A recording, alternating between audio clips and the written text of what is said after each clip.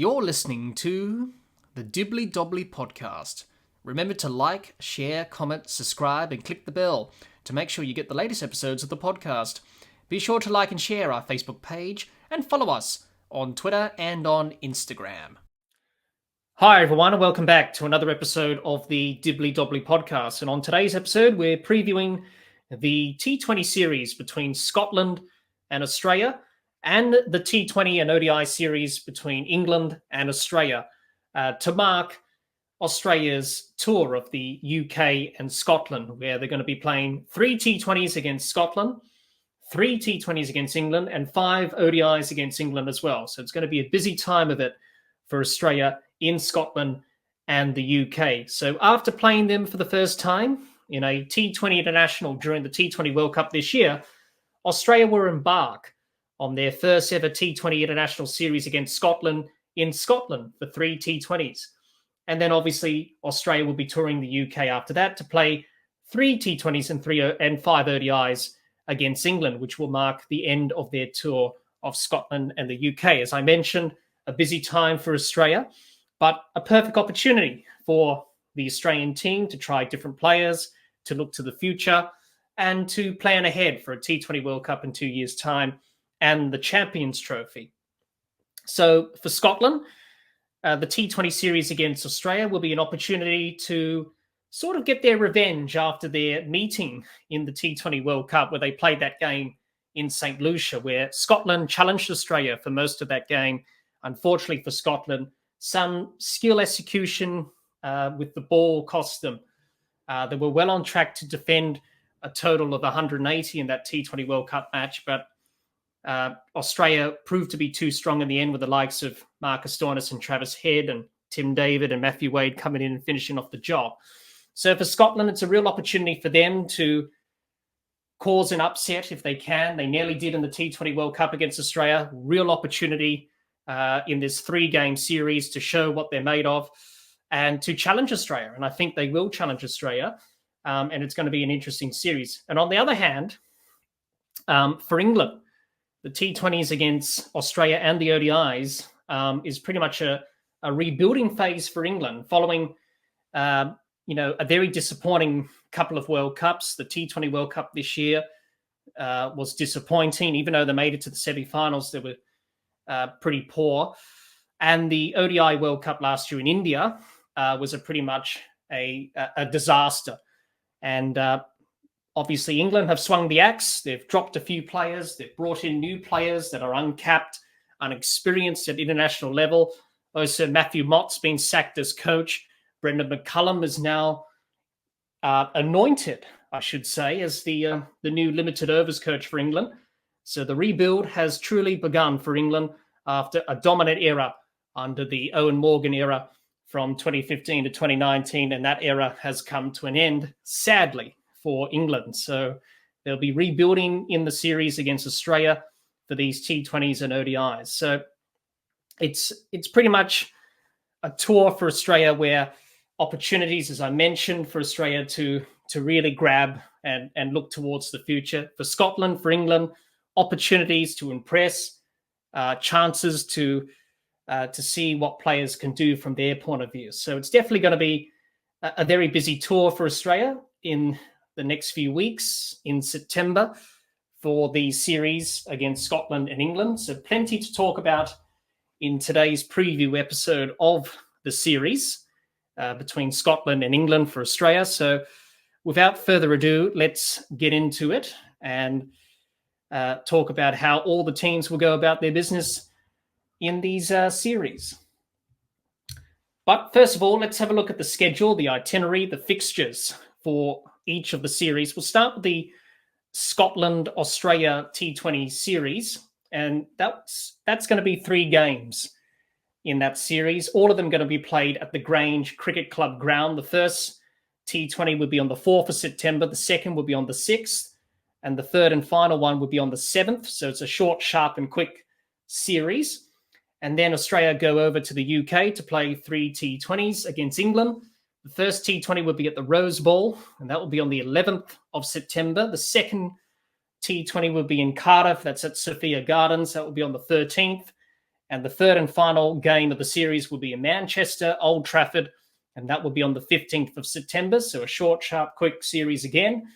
And then to end the tour for Australia, the 5 ODIs against England. The first one at Trent Bridge on the 19th of September. The second one at Headingley is on the 21st. The third one is in Durham at Chester Lee Street on the 24th. The fourth one at Lords on the 27th. And the fifth and final one will be at the County Ground in Bristol, and that will be on the 29th of September. So it's a jam-packed tour for Australia. So Australia will be definitely busy over the next few weeks in September for these T20s and ODIs against Scotland and England. Let's have a look at the T20 international stats between Scotland and Australia. Head-to-head in T20 internationals overall, Australia lead 1-0, and that was following the T20 World Cup match early this year in the Caribbean and the USA. Both teams record in Scotland in T20s. They haven't played each other in Scotland in T20 internationals as yet. So this series will mark the first time that they will play each other in Scotland. Leading run scorers, Travis Head with 68. Leading wicket taker is Watt and Sharif and Maxwell with 2 wickets each. Most dismissals, Cross and Wade with 1. Most catches, Mitchell Starc with 2. And the first T20 match that these two sides played, Scotland and Australia, was in that T20 World Cup early this year in the Caribbean and USA. Let's have a look at the England and Australia T20 international stats. Head-to-head in T20 internationals overall for England and Australia, it's locked at 11 apiece. So 11 apiece for both teams, head-to-head in T20s. Both teams' records in England in T20 internationals. England lead that, 6 wins to Australia's 2. Leading run scorer is Aaron Finch with 619. Leading wicket takers, Chris Jordan, Adil Rashid with 13. Most dismissals, Jos Buttler with 12. Most catches, David Warner with 12.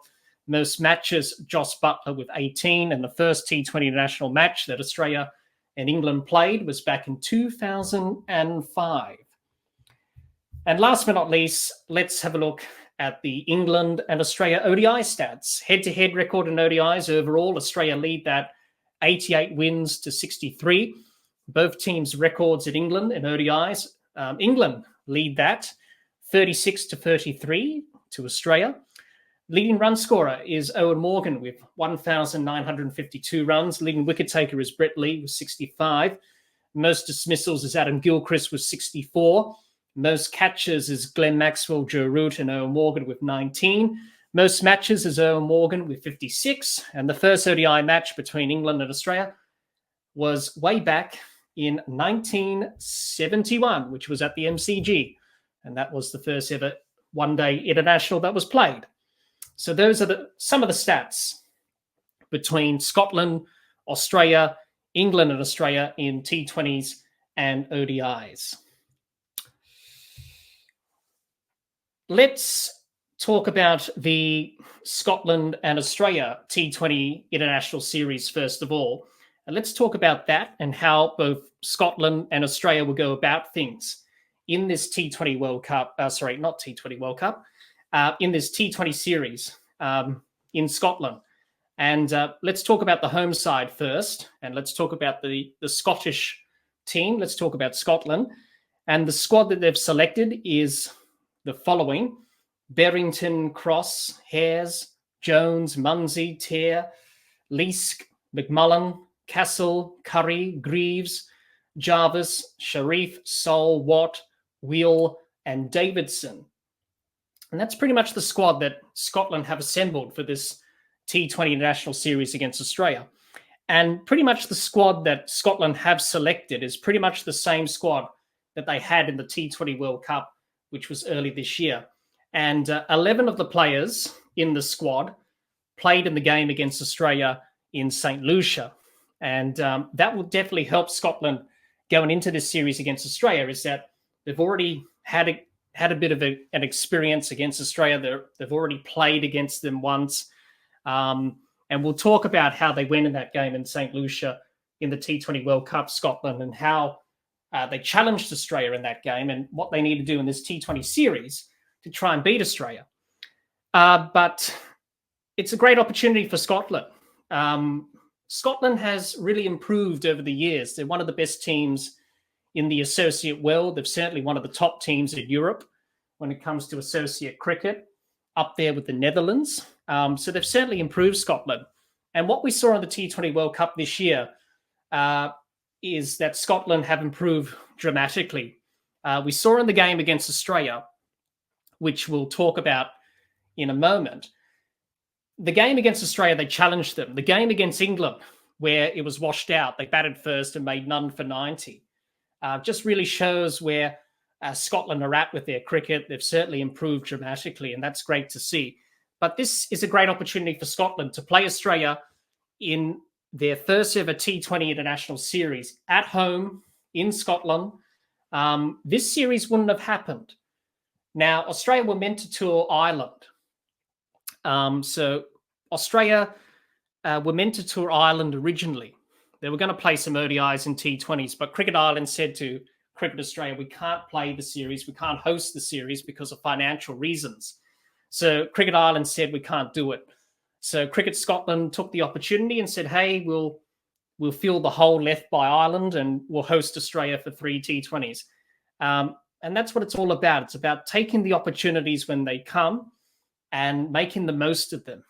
And certainly this is a great opportunity for Scotland to play Australia again after the T20 World Cup and to see what they can do.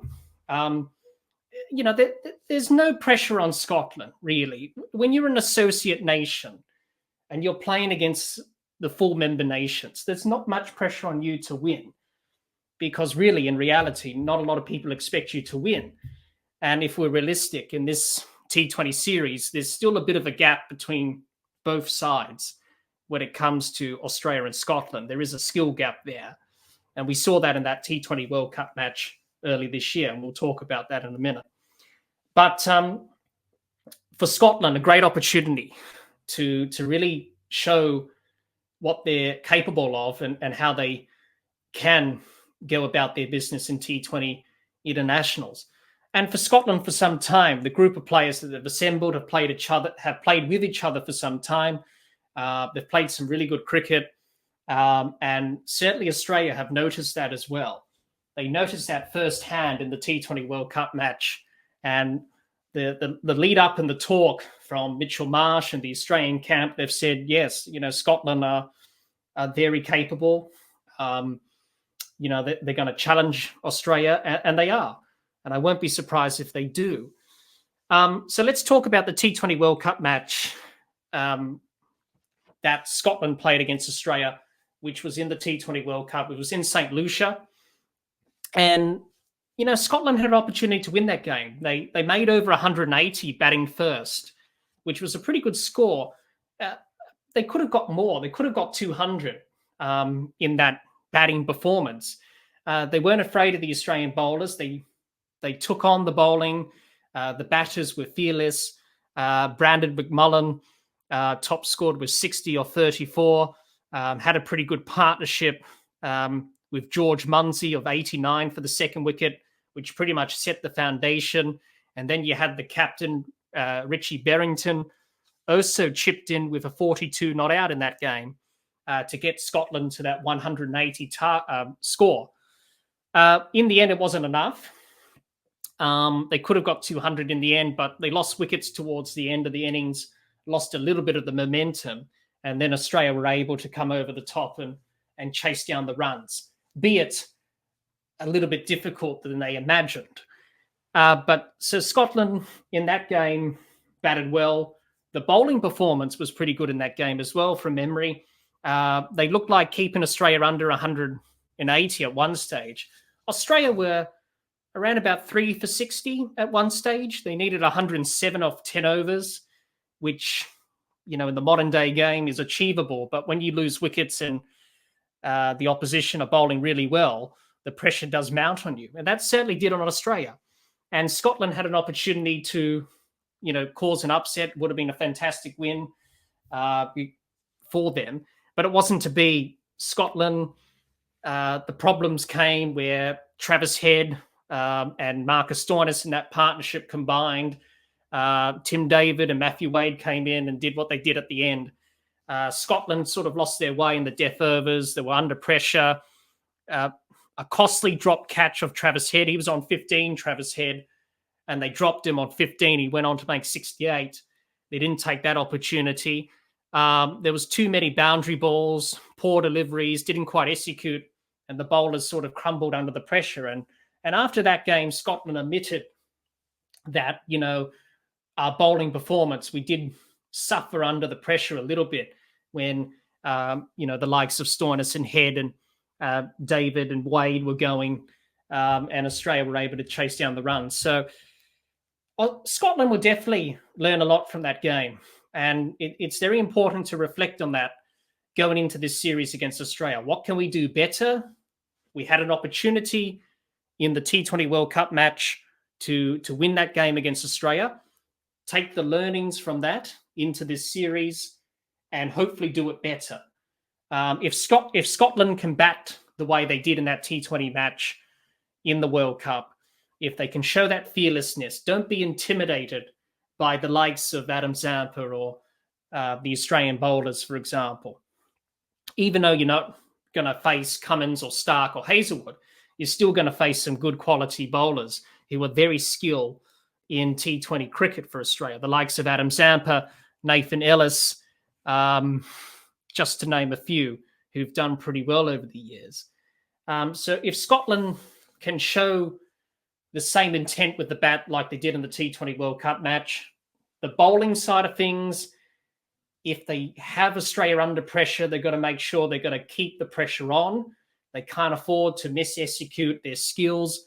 Otherwise, we saw in the T20 World Cup match, as soon as they went off their plans, everything went a little bit downhill from there. So I think the keys for Scotland are, number one, the batting. Make sure if you're batting first, set a good score that you can probably defend. Anything over 150 is probably the way to go. With the ball, making sure that you take wickets when you can. The Australian batters are going to be aggressive and they're going to play their way. They're very experienced. And Scotland, if they can do that, they've got an opportunity to win this series, or to at least win one game, at least. But in the T20 World Cup, they nearly won that game. It will bring them with confidence, even though they lost. But when you've played a side before and you nearly got the job done, it does give you that bit of motivation to do better. And they've got 3 opportunities in this T20 series to do that, Scotland. And I won't be surprised if they do challenge Australia. We're starting to see, as we saw in the T20 World Cup, from not all the associate nations, but from some of the teams, like Scotland, for example, the gap is starting to close, especially in T20 internationals. T20 internationals is a great leveler. It does bring associates and full members closer together. And that's what we saw on the T20 World Cup this year. So just to finish off about Scotland, they've got an opportunity to win a game if they can. But they've got to remember that we've got to bat well, we've got to bowl well. We've got to make sure that we put Australia under pressure and hopefully take our chances. Don't drop any catches, all the basic stuff. And if they can do that over the course of the 3 games, then I won't be surprised if they win a game or challenge Australia at least. So good opportunity for Scotland in this series. They've got to take it with both hands. But that game of the T20 World Cup will definitely spur them on to do better and to hopefully challenge Australia in this series. But I'm really looking forward to what they can do against Australia, and a great opportunity, as I said, to really challenge themselves, look to continue on that development path to get better and be the best possible team they can. So let's see what Scotland can do in the T20 series against Australia. Let's move on and talk about Australia and have a look at their T20 squad for the games against Scotland. The squad they've selected is as follows: Mitchell Marsh, David, Fraser McGurk, Head, Inglis, Abbott, Connolly, Green, Hardy, Stoinis, Bartlett, Ellis, Meredith, and Sampa. So the squad that Australia have selected for this T20 series against Scotland contains 8 players from the T20 World Cup squad from last year. From this year, I should say. Mitchell Marsh, Green, Stoinis, Samper, David, Head, Ellis, and Inglis are the only members that are still in this squad that were a part of the T20 World squad from a couple of months ago. Pat Cummins, Glenn Maxwell are not playing in this series. Mitchell Starc the same. Josh Hazlewood was meant to play in the series, but he had a bit of a calf strain before Australia set off to Scotland and the UK. But he will play in the ODI and T20 series against England. So Riley Meredith has come in as cover for the injured Josh Hazlewood to play in the Scotland series, which is a great opportunity for Riley Meredith. He's had a few injuries and great opportunity for him to play for Australia yet again. It's a great opportunity for Australia to try different players. Now, if we're honest, the T20 World Cup this year didn't quite go to plan for Australia. They were very dominant in the group stage. When it came to the Super 8s, they didn't quite deliver. The game against Afghanistan, they were poor. The game against India, they were outplayed by obviously the best team of the tournament. India went on to win the whole thing. So Australia will be disappointed. Mitchell Marsh as captain will be disappointed about how they went about things in the second leg of the T20 World Cup. So it's a great opportunity in this T20 series against Scotland in particular, but also against England as well, giving opportunities to players like Cooper Connolly, Xavier Bartlett, Nathan Ellis, Aaron Hardy, players who are young, they've been around the squad for a while, the likes of Jake Fraser-McGurk as well. A great opportunity for them to get exposure and, really grab international cricket and really make it their own. And you have a look at this T20 squad. Even though there's no Glenn Maxwell, there's no Glenn Maxwell, there's no Mitchell Marsh, there's no Josh Hazlewood, there's no Pat Cummins. Obviously, David Warner's retired. But you have a look at this squad. All of them have played in the Big Bash, obviously. All of them just about have played in the IPL, the likes of Mitchell Marsh, David, Fraser-McGurk, Head, Cameron Green, Marcus Stoinis, Adam Zampa, Nathan Ellis. They've all played at the IPL. All of them have had experience in T20 cricket, playing various franchise leagues, the IPL, Big Bash, all the other leagues in the world, which are too many to list at the moment. So when you look at the squad, it's a pretty good squad. It's capable. It's a good squad. And I'm really excited to see what Cooper Connolly can do. A lot of talk about him. A lot of people were surprised by his selection.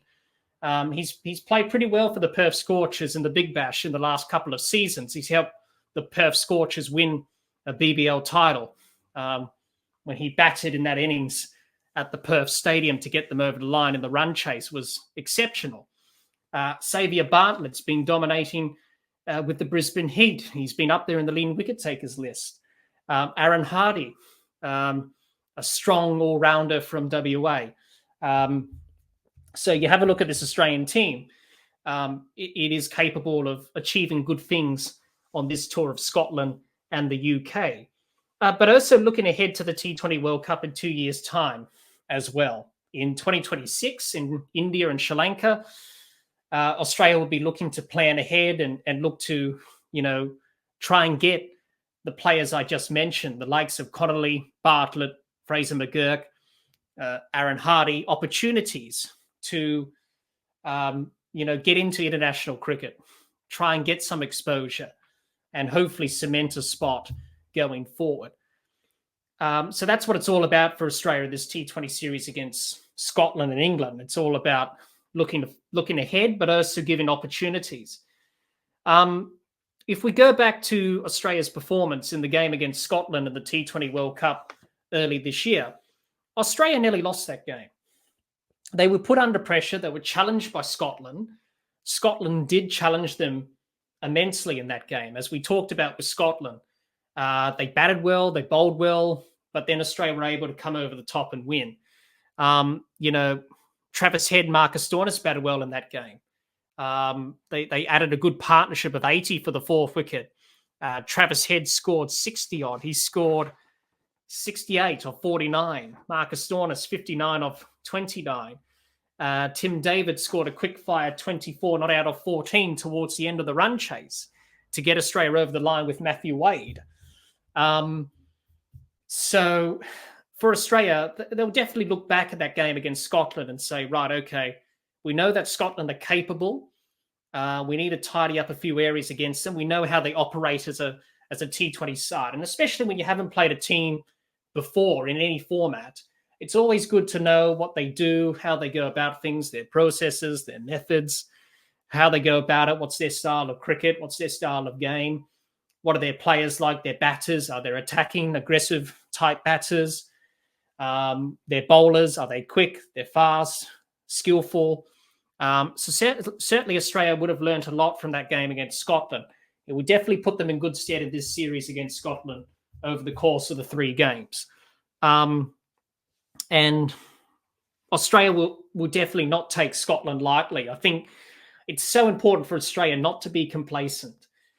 When you think you are expected to win, now, if we look at it from a analytical cricketing perspective, is that you would think Australia should win this series based on their strength and talent and quality. As I mentioned before, a lot of these players have played in the IPL. A lot of these players have been successful in the Big Bash and have been successful in the IPL and been successful in any other T20 league around the world. Compare that to Scotland, where they don't play a lot of IPL, but some of their players do play in some T20 leagues, but not to the extent like the Australian team. It's important for Australia not to be complacent. Don't take Scotland lightly. You can often get into a bad headspace and mindset if you take a team lightly and be complacent, which doesn't go well. So I think it's very important for Australia to be switched on. They're more than capable of winning the series, but they'll know that Scotland will definitely provide them with a challenge. And they'll definitely provide a challenge, that's for sure. And that's what we want to see in cricket. We want to see associate nations really challenge the full member nations. And we saw that in the T20 World Cup this year, which was good to see. And that's where the game should end up. We want to see that from associate and emerging nations. We want that competitiveness, and we want, to see that improvement continue. But just to finish up about Australia and this Scotland-Australia T20 International Series. Opportunity for Australia, as I said, to try different players, new players. Also look ahead to the World Cup in 2 years' time, in the T20 World Cup, that is, in India and Sri Lanka. Trying different players. Mitchell Marsh as captain, looking to get better as a leader. Australia looking to, hopefully use this series against Scotland and England as an opportunity to really improve and definitely bounce back after what was a bit of a contrasting sort of T20 World Cup. It was good up front in the group stage where they won all 4 games, and then in the Super 8s it fell away. So an opportunity for Australia to get better, learn from their learnings and learn from their experiences, and hopefully enjoy this tour of Scotland and hopefully put in some good performances. And that's what we want to see across the 3 games against Scotland and Australia. We want to see a good competitiveness from both teams and a good series. And hopefully that's the case. I'm really looking forward to seeing what Australia can do, but also what Scotland can do as well. Let's preview the England versus Australia T20 International and ODI series and talk about how both teams will approach both of the series. Let's start off with England and talk about England and their T20 and ODI squads to face Australia in those 2 series. So first of all, let's have a look at the T20 squad that England have selected for the series against Australia. Buttler, Cox, Salt, Bethel, Cass, Sam Curran, Jacks, Livingston, Mousley, Archer, Hole, Mahmood, Rashid, Topley and Turner. So that's the T20 squad for England. The ODI squad for England: Buttler, Brook, Duckett, Salt, Smith, Bethel, Cass, Jacks, Archer, Atkinson, Hall, Potts, Rashid, Topley and Turner. So that's the ODI squad for for England against the series with Australia. With England, it's probably a moment in their limited overs setup, time for a rebuild. Obviously, they got rid of Matthew Mott. They've turned over some players. Obviously, Brendan McCullum is now the new coach of the England T20 and ODI setup, trying to work his magic like he is with the test side with Ben Stokes and Bazball, trying to do the same for the limited overs stuff as well for England, being the new coach now. And obviously that was probably the obvious choice to have him as coach to begin this rebuild. But a total rebuild for England. And the series against Australia in the T20s and ODIs is an opportunity to try different players. In the T20 side, they've named 5 uncapped players who haven't played a T20 before, and that's Turner, Bethel, Hole, and Mousley and Cox. They have 8 players that were in the T20 World Cup squad this year. Buttler, Archer, Sam Curran, Jacks, Livingston, Rashid, Salt, and Topley. So that's an indication that England are starting to look ahead to the future and starting to rebuild. Also, Chris Jordan's been axed from the T20 side as well. Moeen Ali and Johnny Bairstow have been axed from both the ODIs and T20 as well. Those players I mentioned are in their mid to late 30s. So it's an indication that a total rebuild is on the cards. And with the ODI squad as well, they only have 6 players that were in the World Cup squad from last year in India. And that's Buttler, Atkinson, Brook, Cars, Rashid, and Topley. So it just shows you the total rebuild. Obviously, no Chris Wokes or Mark Wood or Joe Root, obviously, because the test series against Sri Lanka, Joe Root's playing in that. So he's going to be rested. Obviously, there's no Zach Crawley either. He's injured. Ben Stokes doesn't play ODIs anymore. Mark Wood's injured. So it's definitely a different looking squad for both the T20s and the ODIs for England. And it's a total rebuild. Obviously, it was on the cards after the great era from Owen Morgan, what he did from 2015 to 2019, trying to rebuild the England side to win the World Cup in England, which they did. Obviously, after he retired, players get on a bit in age. We saw in the World Cup last year in India, England were pretty poor. It had to be said. They were quite dreadful. I think that's the right word to use, dreadful. And they were. Didn't quite play to their standards or their potential. And then obviously the T20 World Cup this year, they made it to the semi-finals, but really it wasn't really convincing from England. At one stage, they probably looked like they weren't going to qualify for the Super 8s, but they did after Australia did them a favour and defeated Scotland in that game. There was much talked about that, all that, and mother cricket and all that stuff. And obviously in the Super 8s, they were able to qualify. They won the games against the West Indies and the USA. They lost to South Africa in a close game. And then they lost the semi-final against India, who were by far the best team and obviously went on to win the whole tournament. So for England, total rebuild, it is going to be challenging for them. I think they've got an opportunity to try and win the T20 series against Australia, even though Australia, we've already talked about their squad before in the Scotland preview. But, with Australia, they've got a good experienced squad. England, they have some players who've played in various T20 leagues around the world, who've played in the IPL, who've played in the Big Bash. They've played for England. Obviously, they've got 5 players who haven't played as yet. So I think the T20 series, England, probably more likely to win that than the ODI series. I think Australia will be probably the better team in the ODI series based on, the squad that they've selected. It's pretty much the World Cup squad from last year for Australia. For England, different players and going in a different direction. So if we're looking at from an England perspective, which series they're likely to win, it's probably the T20 series, because in T20 cricket, it's a bit hit or miss. Whoever does well on the day will win. And I think they've got a more of a good chance of winning that than the ODI series, which is 5 games. And they haven't played well in ODI cricket. They've been quite poor for some time. So it'll be interesting to see how England go about things, the rebuild, how the players go about it. Obviously, I don't think Brendan McCullum's going to be taken over the side until after the Australia series. I think Marcus Jastrovic, he's the interim coach for the time being. Obviously, England playing Sri Lanka in that test series, which is going on at the moment. So Brendan McCullum's got other things to worry about.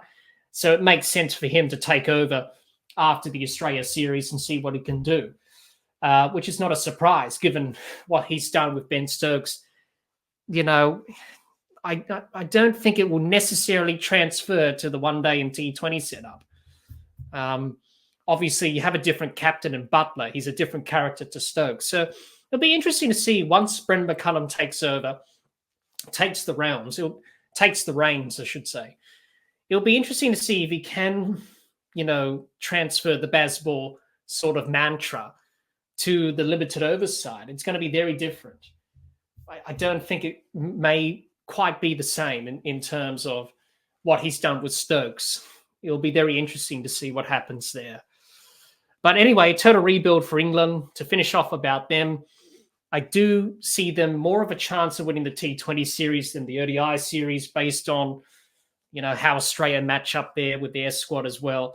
But nonetheless, opportunity for England to, hopefully rebuild and hopefully get some wins and confidence under their belt. I think that's what they want to try and achieve from these series against Australia, is to gain confidence, hopefully rebuild and hopefully, play some better T20 cricket and ODI cricket as we've seen from them in the past. Because the last few months, especially the last couple of World Cups, ODI and T20, it hasn't been a great time of it for England. So they'll be hoping to change the fortunes around against this series against Australia. So let's see how they do, and let's see how they get on with going about the rebuild, and hopefully we can see at least some competitive cricket, at least from this England side.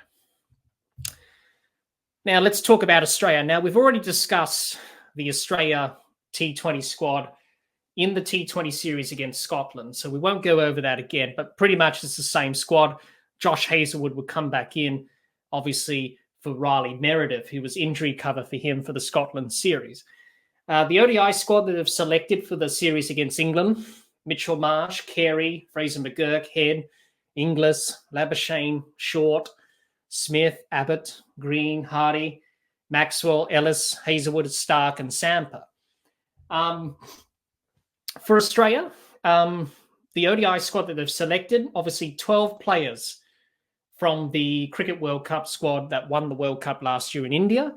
You got Mitchell Marsh, Sean Abbott, Carey, Green, Hazlewood, Head, Inglis, Labuschagne, Maxwell, Smith, Stark, and Samper. Obviously, no David Warner because he's retired. Pat Cummins is resting. Marcus Stoinis has been dropped from the ODI side, which is a bit of an indication of where his career may go. But other than that, it's pretty much the squad that Australia selected for the World Cup last year, with only a few changes. Good opportunity for Australia. As we've discussed with the T20 series against Scotland, good opportunity for the ODI squad to look ahead to the Champions Trophy next year in Pakistan, to look at different players, to give opportunities to the likes of Fraser McGurk, Aaron Hardy, in particular, Matt Short, to give them opportunities to really cement a spot in the international setup, and to take the opportunities and really make it their own. Be interesting to see how they go. But for the ODI squad for Australia, just like with the T20 squad, opportunities, giving players opportunities to hopefully, perform well and see what they can do on this tour of England. Obviously, with the Champions Trophy on the horizon, is going to be something that Australia will look at as well. When you look at Australia's squad compared to England's ODI squad, you would think Australia are probably better placed than England. As we've discussed before with England, they're more likely to win the T20 series, England, than the ODI series. I think Australia, with the squad that they have, obviously the players that played in the World Cup last year, part of the winning team, the likes of Mitchell Marsh, Inglis, Labuschagne, Head, Smith, Hazelwood and Stark and Samper, Maxwell, all of them played in the final against India. And Labuschagne and Head performed really well in that partnership in the run chase. Obviously, a better placed side than England to win this ODI series. It's still a pretty good squad, even though you don't have Pat Cummins. It's still a pretty good squad. Very talented, very skillful, and definitely the stronger of the two sides when it comes to the matchup with England in the ODI series. Great opportunity for some of the players. Obviously, we've seen Fraser McGurk start well in his career for Australia, made his debut against the West Indies early this summer, early in the year, in the Australian summer. And he's really impressed, not only in the IPL and also the Big Bash and T20 cricket, but in ODI cricket in that third game of the series against the West Indies where he got that half century. He's a very exciting talent, and no doubt he'll probably open the batting with Travis Head at the top of the order and see what he can do. So, just to finish up about Australia, good opportunity for them to, as with the T20 side, to try different players and see where they go and try and plan ahead for the future and hopefully give some of the players an opportunity to cement a spot in this T20, not only in the T20 side, but also the ODI side as well. And they're definitely the favourites to probably win both the T20 and the ODI series. Maybe the ODI series, T20 series, probably it could go either way between Australia and England. But it'll be interesting to see how Australia go about things in the series against England. It's usually a great contest between Australia and England. And hopefully the T20 series and the ODI series will provide a good contest and hopefully we'll see some good cricket over the next few weeks. Now then, let's do some predictions.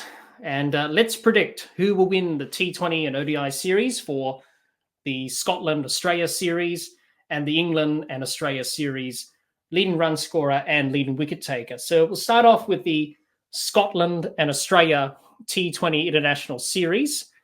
We'll start off with that. I think Australia will probably win the series against Scotland. I think they'll probably win 3-0 based on, the type of squad they've selected. There's still a little bit of a skill gap between Australia and Scotland. I won't be surprised if Scotland challenge Australia, which they probably will, but I think Australia will be too strong and probably win the series 3-0. Leading run scorer, I've gone with Travis Head, leading wicket taker Adam Zampa. Now, let's talk about the England and Australia T20 series. As we've discussed before, this series could go either way. T20 cricket, whoever bats well, bowls on the day will probably win. So I've gone with Australia. I think they'll probably win 2-1 in the best of three. So probably Australia to win 2-1 in the best of three. Leading run scorer, I've gone with Josh Buttler, leading wicket taker Adam Zampa. And last but not least, the ODI series between England and Australia. I've gone with Australia to win 3-2 in the best of five. Based on the squads, England going into a rebuilding phase. Australia have their World Cup squad from last year. So you would think Australia probably the stronger of the two sides. I've gone with them to win the series 3-2 in the best of five. Leading run scorer, Travis Head, leading wicket taker, Mitchell Stark. So those are some of the predictions for the Scotland-Australia T20 series, England-Australia T20 and ODI series. If you're watching or listening to this episode of the podcast on our YouTube channel, let us know in the comments your predictions for the series between Scotland and Australia and England and Australia. We'd love to hear what you have to say in terms of your predictions and who do you think is going to win each of the series.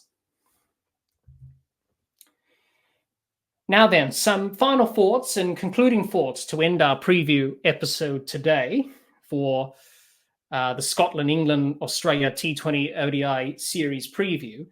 As I said, numerous occasions in this episode today, a great opportunity for Australia to try different players, look ahead to the Champions Trophy next year, look ahead to the T20 World Cup in 2 years' time. Great opportunity for them to look to the future, try different players, and see where they can end up. A great opportunity for Scotland to play Australia in 3 T20s. Great opportunity for them to cause an upset if they can win a game in the series, continue their improvement. And last but not least, England, rebuilding towards the future and looking to rebuild and hopefully get back to the top again. England, after what has been a very dominant era, has come to an end. Hopefully with the new coach and Brendan McCullum, hopefully with the new players that they've selected for this series against Australia, hopefully they can start the rebuild and hopefully taste some success. So it'll be interesting to see what England can do in this rebuilding phase. Hopefully we see a good series. Hopefully we see a good competitive series against Scotland and Australia in the T20s. Hopefully against England and Australia in the T20s and ODIs. Hopefully we see competitive cricket. Hopefully we don't see one-sided games. We want to see a good contest. And may the best team or teams win. It's sure to be a great time for Australia in terms of this tour of Scotland and the UK. Great opportunity to see where they're at, plan for the future. Great opportunities for some of the players in the squads to do it for Australia. So, yeah, really looking forward to it, and hopefully it will be a great series, and hopefully some great cricket on the horizon as well. Thanks everyone for listening to our T20 International and ODI series preview between Scotland, England, and Australia. If you're watching or listening to this episode of the podcast on our YouTube channel, let us know your thoughts on this T20 International ODI series between Scotland, England, and Australia in the comments. We would love to hear what you have to say. Thanks for listening. Until next time, keep safe and bye for now.